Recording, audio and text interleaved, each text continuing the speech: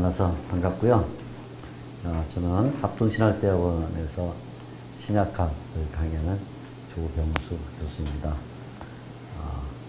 오늘부터 제가 한 3번, 3주 정도 걸쳐서 에베소서를 강의하게 될 터인데, 수준은 아주 높지도 않고 아주 낮지도 않고 딱 맞는 그런 수준으로 말씀을 드리게 되겠고, 필요에 따라서 이제 구조 문제를 조금씩 다루고요.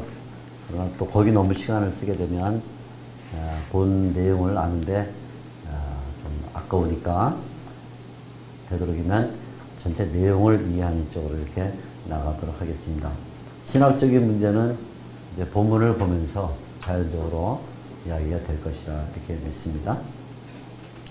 에베소서는 이제 사도 바울이 로마에 1차 감금되었을 때 쓴 성경입니다. 로마에 1차 감금되었다 하는 얘기는 대략 60년, 주후 60년 정도에서 62년 정도의 사이에 로마의 1차 투옥이 됐는데, 아마 그 어간 60년에서 62년 사이에 기록한 성경일 것이다 이렇게 봅니다. 이후에 바울이 한 번 더 로마에 감금이 됐습니다. 그래서 이제 제2차 감금이라 이렇게 보는데, 그때는 대략 6년, 7년 이 정도, 5, 6년 좀 뒤인데, 그때 쓴 성경은 이제 디모데 전서, 후서, 디도서 이렇게 썼죠. 에베소서와 함께 사도 바울이 로마 1차 감금 때 쓴 성경이 잘 아는 에베소서, 빌립보서, 골로새서, 빌레몬서. 에빌, 골, 빌. 좀 이상하죠? 에빌, 골, 빌. 에베소서, 빌립보서, 골로새서, 빌레몬서. 에빌, 골, 빌. 이렇게 4권의 책을 썼습니다. 그래서 이 4권의 책은 분위기가 상당히 비슷하고요. 에베소서를 읽고 골로새서를 읽으면 같은 어휘가 많이 나와서 참 비슷하다 이렇게 느껴요. 그리고 또 골로새서를 읽고 빌레몬서를 읽으면 또 사람 이름이, 예를 들어 오네시모 뭐 등 이런 사람 이름이 또 비슷하게 나와서 또 비슷하다 이렇게 느끼게 되어 있고, 또 어구를 보면 내가 그리스도 안에서 갇혔다, 갇힌 자가 되었다, 또 착고에 채웠다 이런 표현이 이 빌립보서에도 많이 나오는데, 역시 그것은 다 로마의 감옥에 갇혀 있기 때문에 나오는 그런 표현들이죠. 그래서 에베소서, 빌립보서, 골로새서, 빌레몬서, 에빌, 골빌. 우리의 사도 바울이 쓴 4개의 제1차 로마 감옥 때 쓴 옥중서신, 옥중서신 이렇게 부릅니다. 옥중서신. 그래서 이제 에베소서도 읽어보면 이제 감옥에 갇혀 있다라는 이런 표현이 몇 번 나온 것을 볼 수가 있어요. 이제 우리가 나중에 본문 보면서 쉽게 발견을 할 수가 있겠습니다. 에베소서는 도입부, 우리가 잘 아는 인사말이라고 부르는 부분이 1장 1절 2절 이렇게 되어 있고요. 그 다음에 결론 부분이 끝 인사말인 6장 21절에서 24절 이렇게 되어 있는데, 결국 뭐 앞에 처음 2절, 마지막에 4절, 처음 2절이 인사말, 마지막에 4절이 끝말 이렇게 되어 있고, 그 사이에 이제 본문이 들어있는데, 이 본론은 크게 2 부분으로 나눠집니다. 하나는 1장에서 3장까지 한 부분이 되고요. 또 하나는 4장에서 6장까지, 전체 6장인데 앞에 3장과 뒤에 4장 이렇게 딱 아주 균형이 잘 잡혀 있어요. 에베소서는 사도 바울이 쓴 이 성경 또는 신약 성경 전체에서 어떤 면에서는 구약 성경까지 다 통찰하는 이 성경 전체에서 가장 짜임새 있는 그런 구조를 갖고 있습니다. 딱 나눠주는데 앞에 1, 2, 3장, 3장은 한 달라, 뒤에 4장, 5장, 6장은 또 한 달라, 이렇게 2개 날개로 이렇게 되어 있는데, 1장에서 3장 앞에 부분은 주로 구원에 관한 진술입니다. 우리가 이렇게 구원받았다, 라는 이 내용이 들어있습니다. 그리고 4장에서 6장은 구원받았기 때문에 이렇게 살아야 된다 하는 삶에 대한 내용. 그래서 1장에서 3장은 주로 교리적인 내용이 들어있다면 4장에서 6장은 주로 생활에 대한 얘기가 들어있다. 이렇게 되어 있어요. 그래서 1장에서 3장 첫 부분은 주로 그랬습니다. 저랬습니다. 뭐 이런 그 다로 끝나는, 이제 물론 여기 이제 개정성경 같은 경우는 이라, 저라, 뭐 이런 라자로 끝나지만 아무튼 그랬습니다. 저랬습니다라는 소위 문법적으로 말하면 진술문이라고 말하는 직설법으로 그랬다, 저랬다, 밥 먹었다, 잠을 잤다, 학교에 갔다, 공부했다, 다 이렇게 끝나고요. 4장에서 6장은 주로 삶에 대한 얘기다 보니까 명령문, 그렇게 하시오, 이렇게 해라, 뭐 반말로 하면 이제 이렇게 해라, 존댓말로 하면 하시오, 이런 표현이 많습니다.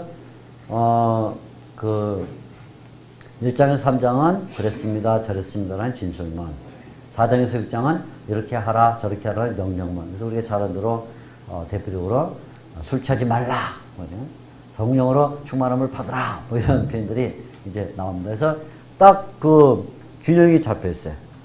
1장에서 3장은 진술문, 4장에서 6장은 명령문, 1장에서 3장은 그랬다, 저랬다, 4장에서 6장은 저래라, 이래라, 이렇게 딱 나눠져서 앞에 부분은 교리, 뒤에 부분은 생활, 이렇게 이야기를 할 수 있습니다. 제가 3번 이제 세 주간 말씀드리기 때문에 오늘은 주로 1장, 2장에 대한 말씀드리고요. 그 다음에 이어서 계속 나가겠는데, 오늘 1장, 2장 부분이 어떤 내용을 갖고 있는가 이제 보시는데요. 일단 이렇게 생각하시면 됩니다. 1장, 2장, 3장이 교리에 대한 부분이었죠. 구원의 교리. 근데 사도 바울이 구원의 교리를 쓰면서 어떤 프로그램을 갖고 있었다, 이렇게 볼 수 있어요. 어떤 프로그램을 갖고 있냐면, 우리의 구원에 대해서 말하려면 가장 먼저 이 구원을 주시는 하나님에 대해서 말해야겠다. 그래서 1장은 주로 하나님에 대한 얘기예요. 우리 구원을 주신 분은 하나님이시다. 어떻게 하나님이 우리에게 구원을 주셨는가? 하나님이 구원의 도리를 말할 때 하나님에 대한 이야기를 1장에 다 몰아넣었어요. 하나님. 특히 삼위일체 하나님, 성부 하나님, 성자 하나님, 성령 하나님이 어떻게 우리의 구원을 이루셨는가? 이 1장은 하나님에 대한 장이다, 이렇게 볼 수 있어요. 그럼 2장은 누가 구원받았냐? 누가? 너희. 에베소 성도들이죠. 에베소 성도를 비롯한 사람들. 누가 구원받았냐면 너희다. 사람들이 구원받았다. 그래서 2장은 주로 사람에 대한 얘기예요. 너희가 옛날에는 이랬는데 지금은 이렇게 됐다. 그래서 사람에 대한 이야기. 1장은 하나님에 대한 이야기, 2장은 사람에 대한 이야기, 구원의 대상이죠. 3장은 그런데 하나님이 구원을 주시고 사람이 구원을 받는데 이걸 누가 해줘야 되잖아요. 누가 했냐? 그걸 나 사도 바울이 했다. 그래서 3장은 하나님의 구원을 사람에게 전달하는 일을 하는 게 누구냐면 나 사도 바울이다 해서 3장은 중개자인 또는 복음사역자인 바울에 대한 이야기, 이렇게 되어 있어요. 그래서 1장, 2장, 3장은 구원에 대한 이야기인데 그 중에 1장은 구원을 이루시는 주체자, 하나님에 대한 이야기.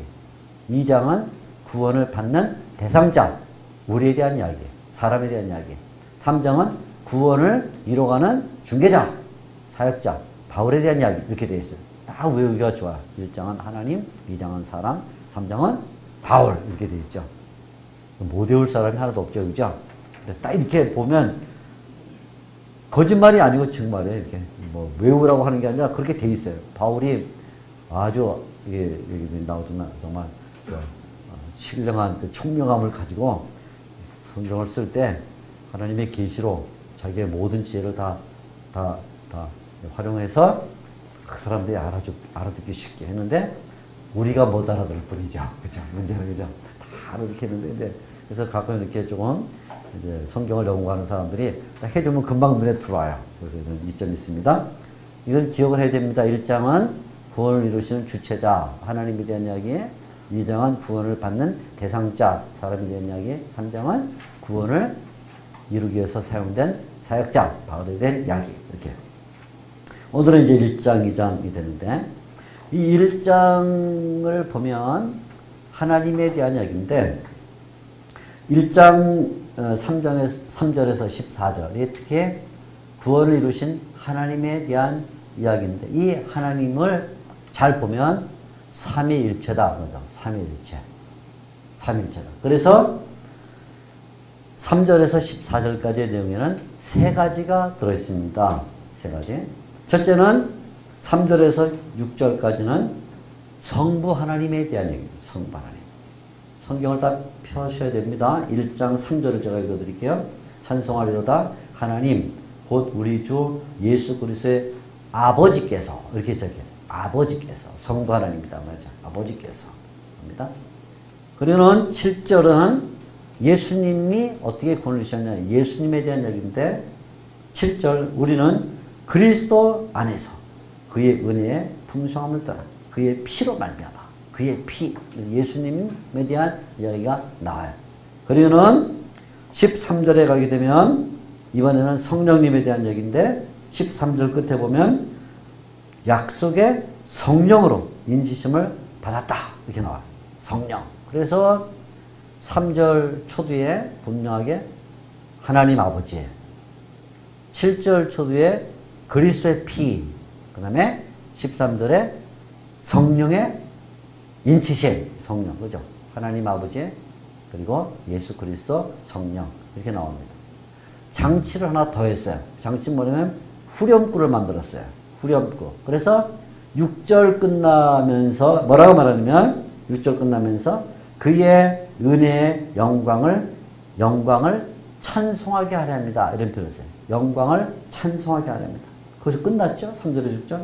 7절은 그리스도의 피에 대해서 말하면서 12절이 끝나는데 12절 끝에 뭐라고 되냐면 이는 우리가 그리스도 안에서 전부터 바랐던 그의 영광의 찬송이 되게 하려 합니다. 똑같은 말을 써요. 영광의 찬송이 되게 합니다. 그런 14절에 성령에 대한 이야기를 하면서도 14절 끝에 그의 영광을 찬송하게 하려 합니다. 영광을 찬송하게 한다는 말이 6절 끝에 12절 끝에 14절 끝에 나와서 마치 우리 찬송가 부르면 후렴 나오지 않습니까? 후렴 나오듯이 딱 했어요. 그러면 바울이 그냥 후렴 부르면 될 텐데 왜 이렇게 했을까요? 근데 후렴이란 말이 없었거든요. 그때는. 그죠? 우리가 후렴이라는 건 이제 요즘에 발달된 말이니까 그때는 리프레인, 영어 리프레인이 없었기 때문에 매번 같은 말을 써서 장치에 이게 여기까지가 한 달라. 6절, 12절 여기까지가 한 달라. 14절 여기까지가 한 달라. 이렇게 해서 시작하는 말 아버지 그리스도의 피에 성령 끝나는 말 영광을 찬송 해서 3절에서 6절이 한 달라 7절에서 12절이 한 달라 13, 14절이 한 달라이다 이렇게 되어 있죠. 굉장히 쉽죠. 그죠? 그렇게 되어 있어요. 쉽게 했어요. 사도 바울이. 굉장히 쉽습니다. 그래서 우리의 구원은 삼위일체 하나님의 이런 사역이다. 그 삼위일체 하나님께서 우리의 구원을 이루셨다. 주체자가 누구냐면 그 하나님이다. 이렇게 이야기를 하고 있습니다. 1절, 2절에 편지를 보내는 이와 편지를 받는 이 간단히 이렇게 쓰고 있는데 바울이 자기에 대해 설명할 때 대체적으로 쓰는 말이 하나님의 뜻으로 말미암아 그리스도 예수의 사도된 바울 그렇게 써서 자신이 사도가 된 그 직책은 자기의 의지로 된 것이 아니다. 그것은 하나님이 은혜 가운데 부르셔서 됐다는 것을 늘 밝히고 있어요. 그래서 이 사역은 하나님의 뜻으로 된 사역이다. 이게 처음부터. 그래서 이 편지를 받는 사람들이 바울의 글을 받을 때는 사람 바울이 쓴 글이라 이렇게 받으면 안 되고 비록 사람 바울이 썼지만 그럼에도 불구하고 하나님이 주시는 말씀이라고 받아야 된다. 이런 어투로 시작을 하고 있어요. 편지를 받는 사람은 두 가지로 설명하고 있는데 하나는 에베소에 있는 성도들 또 하나는 그리스도 예수 안에 있는 신실한 자들 이렇게 말하고 있습니다. 에베소에 있는 성도들 에베소라는 것은 우리가 살고 있는 현 실제 공간을 말하고 있고요. 그리스도 안에 있는 이런 것은 우리의 신앙의 대상이신 분이죠. 그래서 이 편지를 받는 사람들이 허공했던 과학 공상소설에 나오는 어떤 대상이 아니라 바로 정말 우리와 같이 서울에 살고 있는 예를 들어 인천에 살고 있는 부산에 살고 있는 광주에 살고 있는 이런 현실 생활을 살고 있는 사람들이 편지를 받는다. 편지를 받을 때. 그래서 이건 굉장히 역사적인 이야기라는 거야. 역사와 관계없는 게 아니라 역사와 관계 있는 이야기다. 바로 이 세상을 살고 있는 사람들이 받아야 될 이야기다. 그런데 그 역사 속에 살고 있음에도 불구하고 그들은 하나님의 은혜 가운데 부름을 받았기 때문에 세속인이 아니에요. 세속인. 그래서 그들을 뭐라고 하냐면 성도라 이렇게 부르죠. 에베소에 있는 성도. 그러니까 이 편지는 반드시 역사적 공간에 살고 있는 사람들이 받아야 되는 편지고, 그러면서 역사적 공간에 살고 있는 사람이 누구나 받을 수 있는 편지는 아니고, 그 가운데서도 거룩하다 일컬어진 성도만이 받을 수 있는 편지다. 이 편지를 예를 들어 서울에 살고 있는 길 지나간 사람한테 제가 이거 읽어드릴게 좀 들으실래? 듣냐? 못 들어요. 재미없어요. 얘기도 찬송하리로다. 하나님 우리 어쩌고 다 지나가고 말아요. 왜? 성도가 아니니까. 그렇죠. 그래서 성도이긴 한데 또 이 성도가 완전히 세상 도피적인, 세속 탈피적인 가정일이나 직장일이나 이런 데 관심 없이 그냥 늘 몽상가적인 생각을 갖고 있는 사람에게 이 편지를 읽어드리면 그 사람도 이 편지를 못 받아요. 왜? 이 편지는 현실 생활, 네? 부패적이거나 타락하거나 아니면 방탕하거나 이런 생활을 방지하기 때문에 이 편지를 받을 수가 없어요. 그러니까 이 편지를 받으려면 현실 생활 가운데 있는 사람이자 동시에 그리스도의 은혜로 부름을 받은 성도들일 때만 받을 수 있다. 그래서 처음부터 그렇게 전제를 깔아요. 에베소에는 성도들. 이들을 다시 말하면 그들은 그리스도 예수 안에 있는 신실한 자들이다. 이 말을 바꿔 말하면 예수 그리스도를 믿는 사람들, 예수 그리스도를 믿는 사람들만이 이 편지를 받을 수가 있다. 아무리 머리가 좋고 학식이 많고 배운 바가 있고 사회적으로 뛰어나도 예수 그리스도를 믿는 신자가 아니면 이 편지는 받을 수가 없다. 처음부터 전제가 에베소서라는 이 성경을 받을 수 있는 사람은 어떤 사람이냐? 그리스도를 믿는 신실한 신자들일 때만 받을 수 있다. 그렇게 말. 그들이 이 편지를 읽으면 그들에게는 은혜와 평강이 있게 될 것이다. 이렇게 말. 그러니까 보세요. 사도 바울이 여기 에베소서뿐만 아니라 뭐 다른 성경들 쓸 때 거의 첫 표현이 은혜와 평강이 너에게 있을 자다 이렇게 말하는데, 사도 바울의 편지는 그 속 가운데 혹시 책망이 들어있고 또는 나무람과 꾸지람이 들어있어도 언제나 최대 목적은 뭐냐면 이 편지를 읽어서 결국은 은혜와 평강을 얻도록 하기 위해서 줬다 거죠. 물론 갈라디아서 같은 성경 보면 막 책망이 들어있죠.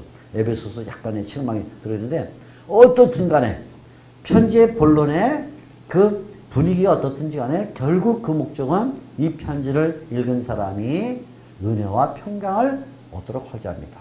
그게 이제 처음부터 이 편지를 읽을 때 우리가 가져야 될 마음의 자세죠. 그래서 에베소서를 다 읽고 나면 은혜가 돼야 되죠. 그죠? 에베소서를 다 읽고 나면 마음에 평강이 와야죠. 에베소서를 다 읽었는데도 별로 은혜가 없다. 평강이 안 온다. 그러면 그것은 뭐냐면 성도가 아니거나 신자가 아니거나 그런 거예요. 딱 전제가 그거예요. 그죠? 성도고 그리고 신자라면 이 편지를 다 읽고 나서 반드시 은혜와 평강이 있을 것이다. 에베소 맨 마지막 절 보면 또 이제 예수 그리스도를 변함없이 사랑하는 모든 자들에게 은혜가 있을자 이렇게 끝나지만 아무튼 간에 이 편지의 최종 목적은 은혜와 평강이다. 그것입니다. 자, 그러면 어떻게 은혜와 평강이 오냐? 이 은혜와 평강이 오려면 중요한 건 뭐냐면 내가 구속받았다는 걸 알아야 된다. 구속. 은혜와 평강은 재물이 많고 사회적으로 지위가 높고 학식이 많고 해서 오는 게 아니라 구속이라는 이 사실, 구원론을 알아야 은혜와 평강이 있다. 그래서 바울은 이 1장에서 3장까지 은혜와 평강을 얻는 직통 방식은 뭐냐? 그건 구원에 대하여 아는 것이다. 그래서 1장에서 3장까지 구원에 대해서 쓰고 있죠. 지금 말씀드린 바와 같이 1장은 구원에 대하여 쓰면서 가장 먼저 구원의 주체자가 누구냐? 이 구원을 베푸시는 분이 누구냐? 하는 것을 말하게 됐어요.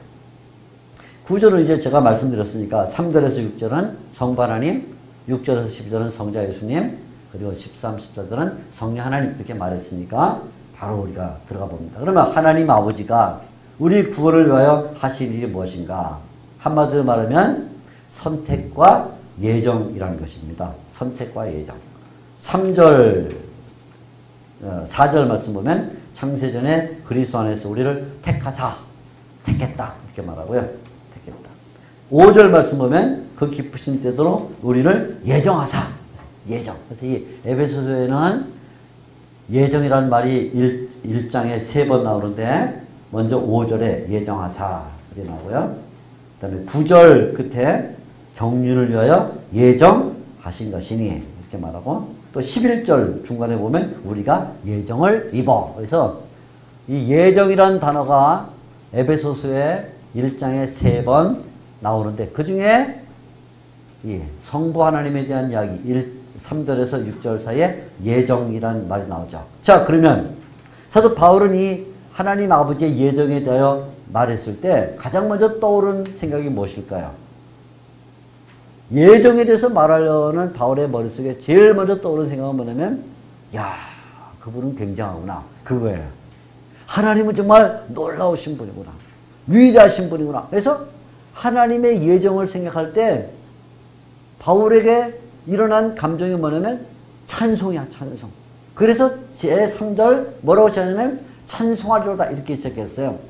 예정과 선택을 생각하면 가장 먼저 일어나는 성도의 반응은 찬송이더라. 찬송하리로다. 찬송은 그냥 뭐 약간의 감정과 아니면 무슨 은혜를 받았기 때문에 우는 게 아니라 깊은 하나님의 선택과 예정에 대하여 알고 있을 때 거기서부터 일어나는 그게 찬송이다 이렇게 말하죠. 그래서 하나님은 찬송을 받으실 분이고 예정에 대하여 알고 있는 사람들은 찬송할 수밖에 없는 이거죠. 그러니까 찬송이라는 것은 이런 깊은 신학적 의미를 가지고 있다. 이것이 사도 바울이 처음부터 갖고 있는 생각이라 이렇게 볼 수 있습니다. 자, 그러면 바울은 이 찬송에 대하여 말하면서 왜 하나님을 찬송하게 되는가 하는 것을 설명하죠. 왜 하나님을 찬송하는가?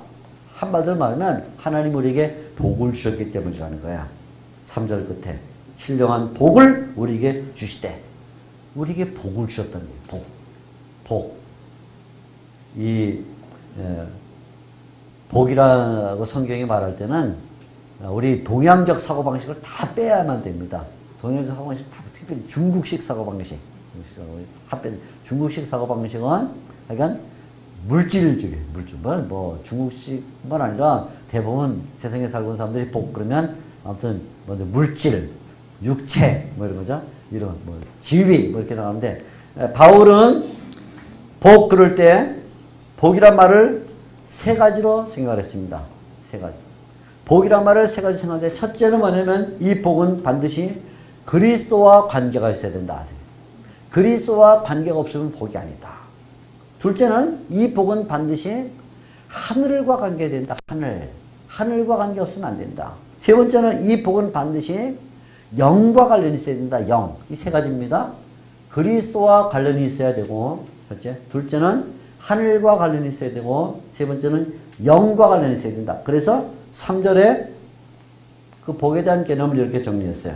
예수 그리스도의 아버지께서 복을 주셨는데 무슨 복이냐? 그리스도 안에서 하늘에 속한 모든 신령한 복을 우리에게 주셨다. 그래서 이 복을 꾸미고 있는 말이 세 가지. 그리스도 안에서.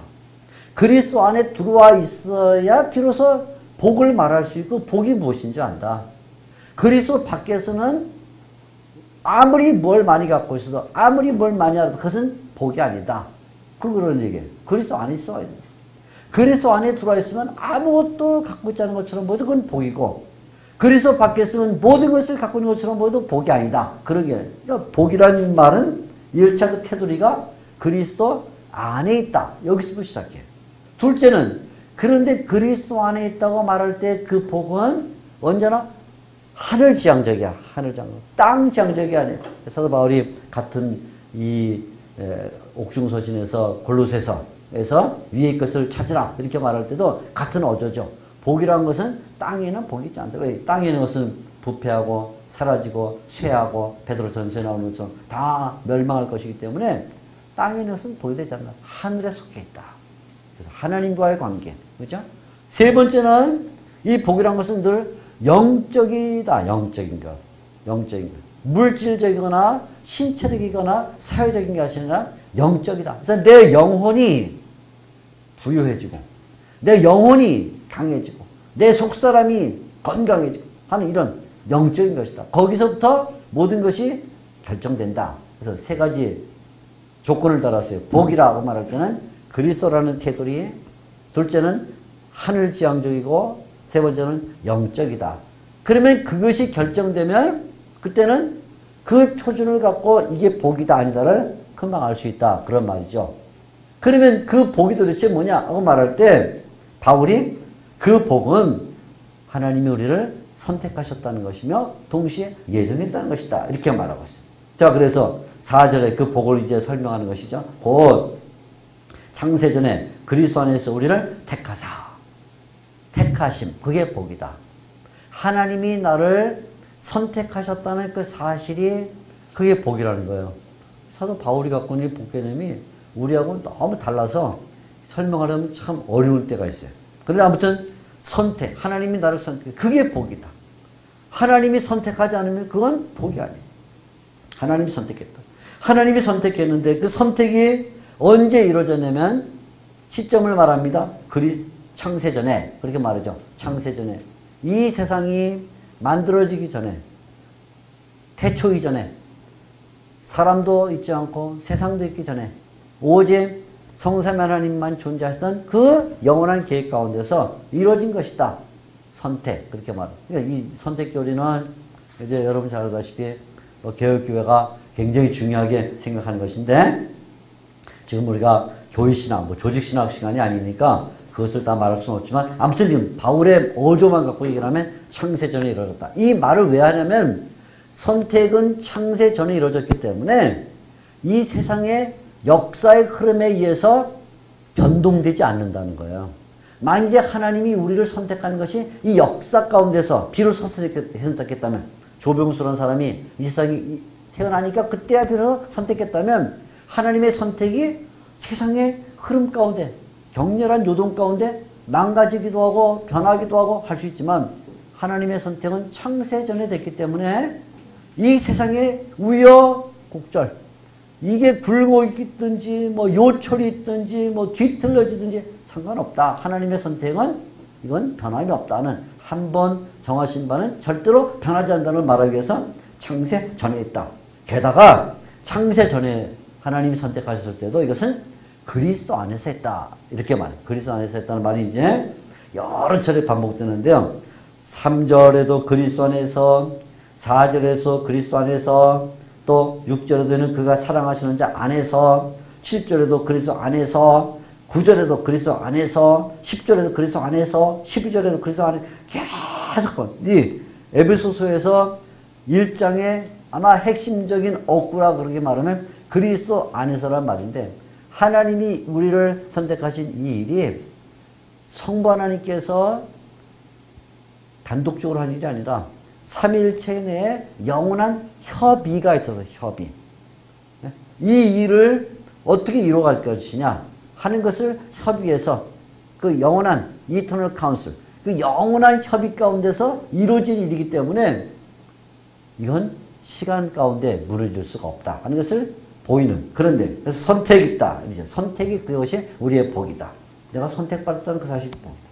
선택받았다는 것은 무엇을 목적으로 하느냐 하는 것을 바울이 설명해요. 그것은 4절 끝에 우리로 사랑 안에서 그 앞에 거룩하고 흠이 없게 하시려고 우리를 하나님의 거룩한 백성, 흠없는 백성으로 세우기 위해서 우리를 선택했다는 거예요. 자, 그러니까 이 말은 뭐냐면 하나님의 선택은 영원한 세계에서 이루어진 거예요. 창세전에. 그런데 그 영원한 세계에서 이루어진 선택이 역사 가운데 실현될 때는 그건 성결과 거룩함으로 실현된다는 거예요. 굉장한 일이죠. 하나님의 영원한 세계에서 이루어진 그 선택이 역사 가운데 표현될 때는 언제나 거룩함, 성결함, 흠 없습니다. 그래서 하나님이 이 땅에 살고 있는 성도들이 거룩하기를 바라신다. 이렇게 볼 수 있어요. 이것을 다른 말로 설명한 것을 5절에 예정이라 그렇게 말해요. 예정.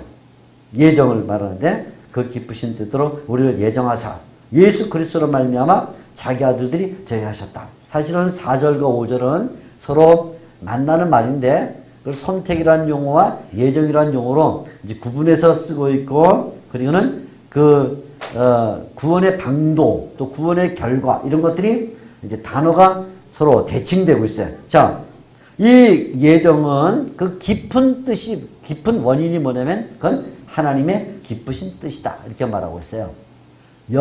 예정의 가장 깊은 원인. 이걸 이제 옛날 학자들은 뭐라고 말하냐면, 예정의 가장 먼 원인. 그러게, 먼 원인. 우리가 예정이라고 말할 때, 예정에 마치 수박, 큰 수박을 하나 사오면, 수박에 껍질이 있고 그 속에 뭐가 들어있고 그래서 속에 들어가면 맨 끝에 뭐가 있듯이 하나님의 예정이라는 큰 덩어리를 따지더라면 하나님이 왜 우리를 예정했냐는 그 궁극적 원인을 말할 때는 그건 하나님 자신이 원인이라는 거예요.